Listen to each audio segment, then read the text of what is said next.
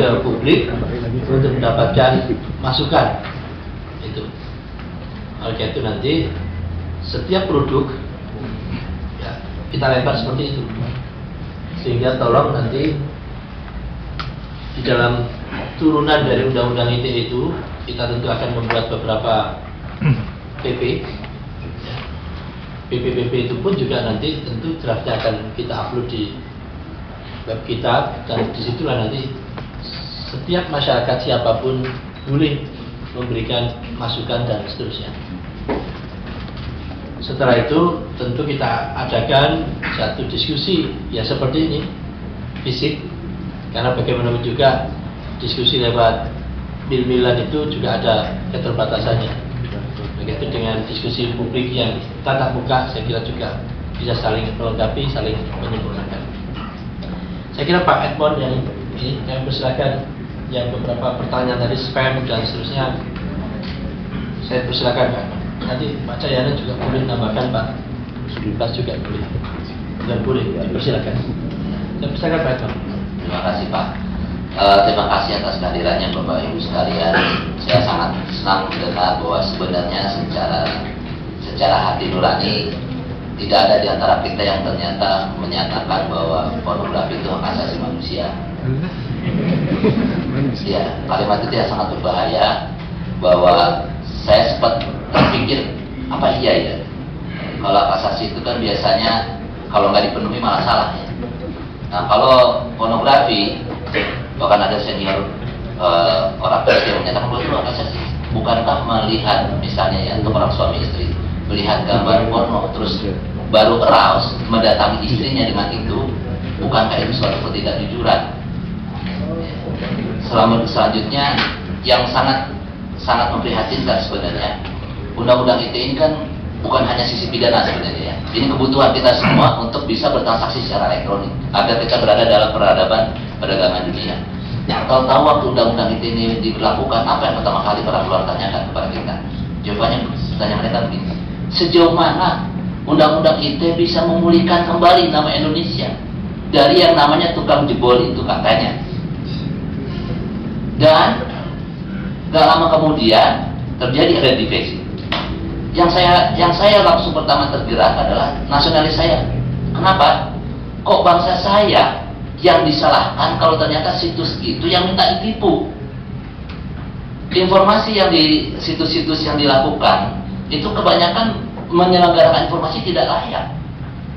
Dan mohon maaf, ada intelijen dari asing yang bawanya mencekoki bangsa kita untuk menjadi orang yang negatif, dan kemudian dia akan masuk ke dalam untuk mengejar itu. Lagi model kayak gitu memang. Saya nggak suka sama Pak Cahyana, saya masuk ke rumahnya, saya kerja sama dia, kamu jadi penculinya, masuk ke rumah dia, tujuannya ngacak-ngacak rumah dia. Apakah kita mau rumah bangsa Indonesia kita seperti itu nantinya? Karena informasinya dilempar balik seperti itu. Kenapa? Ini semua jadi standar internasional. Waktu konferensi saya berkali dibicarakan, Indonesia jadiin seperti wah blacklist. Padahal situs-situs yang negatif itu bukan datang dari kita. Kadang-kadang kita berbuat jelek saja termotivasi dari dia. Ya, dianya kan sudah tahu sendirilah gitu. Kemudian xenofobi, rasis, itu jadi standar convention in the cybercrime internasional. Nah, saya cuma mengajak kembali kepada hati nurani kita.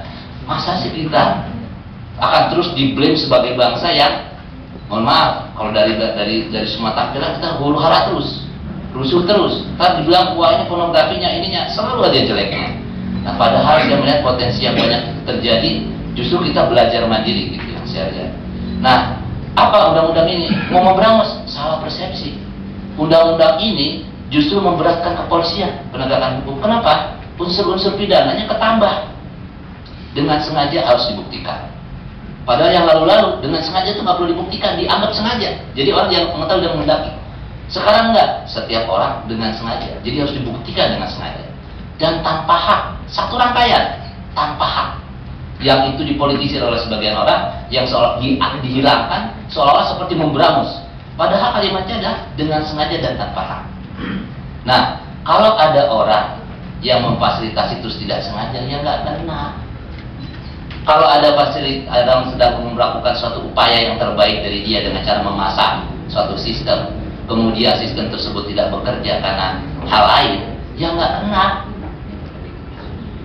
Jadi kalau ditanya gimana ya bisa penyalahgunaan, tolong lihat juga di proses investigasinya. Di dalam investigasinya untuk menangkap orang saja, kalau KUHP kan nggak perlu minta jaksa kan, nggak perlu lapor 1 kali 24 jam. Khusus undang-undang ITE, kalau orang mau ditangkap mau ditahan 1 kali 24 jam dia harus lapor itu, minta izin ketua pengadilan negeri.